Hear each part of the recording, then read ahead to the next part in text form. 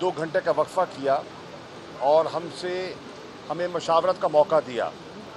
हमारे वकला और हम चेयरमैन इमरान खान साहब के पास गए और हमने जो कोर्ट में हुआ उसका खुलासा उनकी खिदमत में पेश किया, मशावरत की, और मशावरत के बाद हामिद खान साहब जो हमारे वकील हैं वो अभी हमारा नुक्ता नज़र अदालत में पेश करेंगे।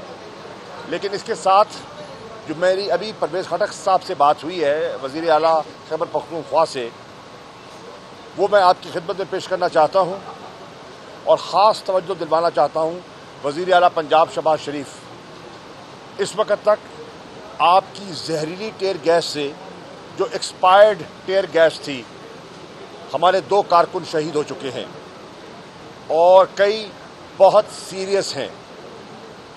आप खुदा के खौफ से डरिए और अपना रवैया तब्दील कीजिए। आपने जो बर्बरियत और जो जुल्म की कहानी कल रकम की है, अल्लाह के पकड़ से डरिए, ये मुनासिब नहीं है।